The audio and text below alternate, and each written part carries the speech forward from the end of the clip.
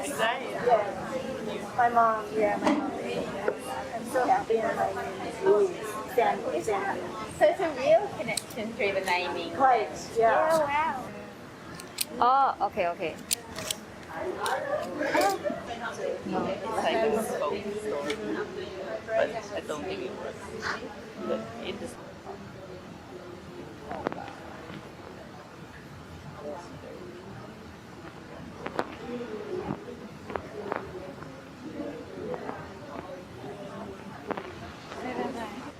So, my name is Lina. I'm choosing to embroider my family name, which is Nikki. And what I mean by family name is it's the name that only my family call me. So it's sort of like a nickname, but it's an actual name. I'm Kenyan Indian, so I'm born in Kenya, Indian heritage. And in our culture, your parents don't name you, so your auntie, generally your mother's sister, would be the one who names you. And so I'm pretty sure this name came from mum's side of the family, which is Muslim. And for the longest time ever, as far as I knew, I was the only Nakia in our family. There is one other. I've met one other kind of like, cousin's daughter or something. But I've not met any other Nikias in our family. And I came to really enjoy it because I've always loved my name. Both Lina and Nikki, I'm very fond of both of those names. But in the recent Black Panther superhero movies, the main character, the main female character, her name is Nakia.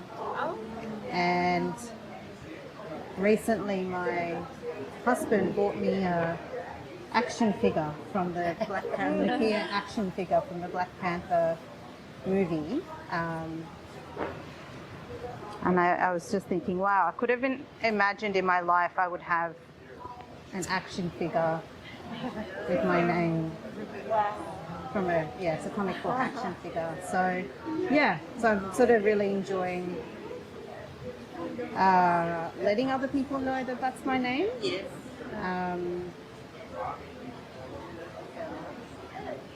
But also I like to keep it, I'm very kind of secretive about it because it's not for people to use. It's not really available. It's a very, very familiar, like to use it is a very familiar name. Yeah.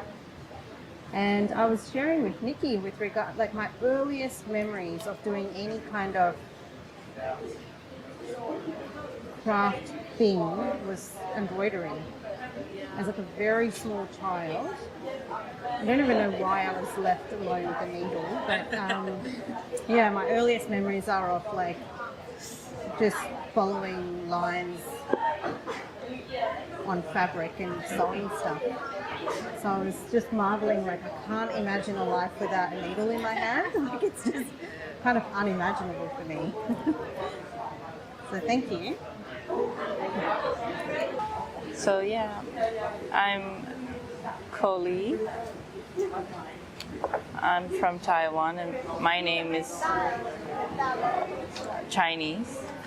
And I'm sewing the last character of my name. So my name, I am named after the drink Coca-Cola. So I'm sewing the character for La, which is love, which can be happiness or music. And it's a very gray area to me because I think my father gave me the name, and for a long time I thought he just named me after the drink because it's quite catchy. But then when I was older, he told me the story of that he had a good colleague. He had a colleague who was he was a doctor and she was a doctor to us, also a psychiatrist. And her name was Happiness, Chen Happiness. Mine is Chen KoLe. So we have the same character, but she committed suicide. My father's friend. And so I think he named me in memory of her, and we share the same character, but he changed my name. So her name means Chen Happy, but my name means can be happy. So it's a choice. You can choose to be happy. So it's an enabling name. I don't have to be happy, but I have the choice to be. So it's up to me. Wow. It's much more liberating. But yeah, I always thought it was quite a romantic thing to find out at a later. But yeah, I don't know anything about the woman, but I like to find out a bit more about her. And just by sewing today, I realized that I have color in my name, which I didn't ever pay attention to before. So to write the character for Happiness, there is white, which is again it's a color but a neutral one, right? So I like that. I like that space. This is wood, yeah. No, I always knew I had wood. But I like the ambiguity about feelings, and you don't have to be always happy, right? So yeah, that's me. Nice. Hi everyone, my name is Jun-Yi. I'm a Malaysian Chinese, and I was given a Chinese name. But when I was born in a government hospital, which is predominantly which have Malay staff, a lot of Malay staff. So when I was born, my mother went for checkup. My mother went for checkup quite often before I was born, and in the ward, she came across a lot of people who couldn't pronounce Chinese name. So at that time, she knew that she wanted a name that was easily pronounced by people from other races. That's why I have this name. But actually, the Chinese character of Jun-Yi, Jun-Yi, to her, she told me that she didn't care about the meaning of the Chinese character. She just wanted it to sound easily pronounced by other people. But one day before I flew to Bangkok, I actually saw a 师傅, a feng shui master, something like a feng shui master, because a friend of mine who is a shaman called me a week ago to say that I have to change my name. So I went to see the feng shui master accompanied by that shaman friend to get a new name, which sounded almost like Jun-Yi, but my original name was Jun-Yi. Now my name is Jun-Yi. So I now have a new name. So if I were to break that Chinese character down, my old name means last minute friendship, and my new name means memory of a princess. Ah. Yep. Yes. My embroidery is, I'm just doing like mono and making it to look like sand, like specks of sand on the beach. So which almost kind of dissolve into the landscape. So I was named after my grandfather on my mother's side, whose name is Sandla.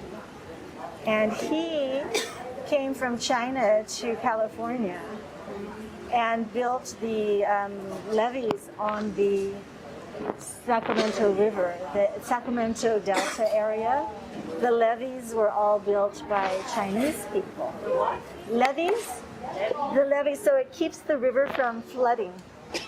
So they're, so they're built out of, earth.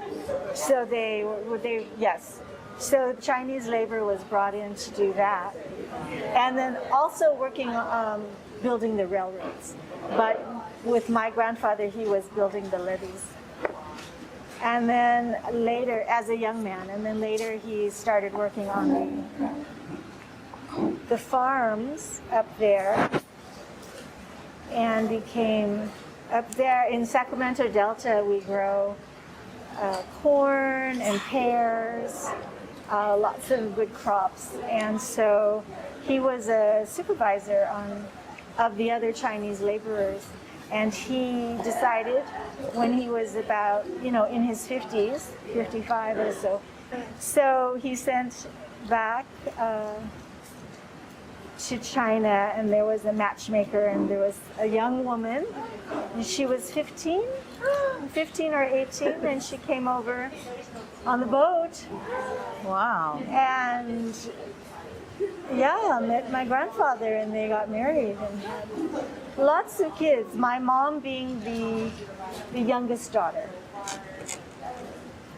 So I'm also really enjoying this embroidery because my mom taught me to embroider. So it's been a long time since I've done that. She was beautiful embroiderers. Like her stitches were the smallest little things, just so beautiful. So I'm just really enjoying this. Thank you so much. Thank you. It's really lovely. Do the Hi, eye. my name is and then Seema. we'll do the dot separately. I'm from Thailand. I'm born here in Thai. But I have an Indian background, right? So my dad is Indian, and Seema means border. It's my nickname. I have another name, Punjabi name Simran, and my Thai name is Napaporn. So I have 3 names, but Seema has the most impact on me. So Seema means border, it means limits, and my dad's sister named me, my aunt. Border, because I have a sister, and I'm the second daughter.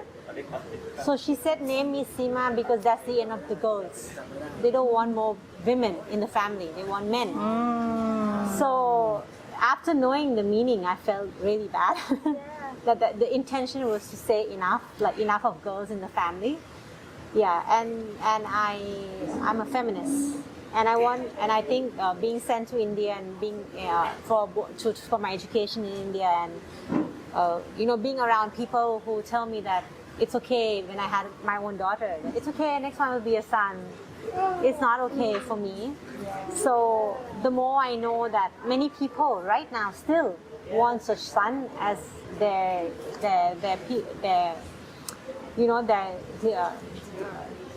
dependents, or it makes me want to work harder to prove to my mom that a woman can be as much as liable and responsible than any man in the world. In fact, we are stronger human beings. Yeah.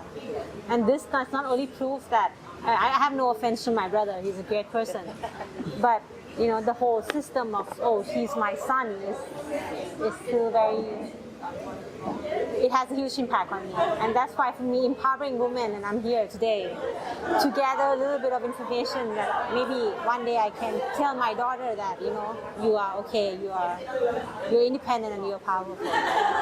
Thank you. This is the first time I've sewn anything, I think, in my life. So Lina's been helping me. And I think that's because for my grandmother and my mother, it was very connected to domestic duties, and both of them made a lot of. My grandmother was going to go to art school, and she had to not go because she had to help out. Her parents got divorced, and her mother needed her at home. And so for her, the sewing was not a joy.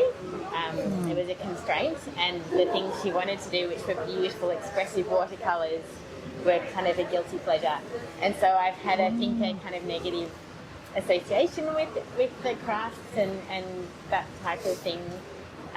So it's lovely to see it in a different light and to find it as a way to connect with other women. So thank you for this. It's an amazing opportunity. What's your grandmother's name?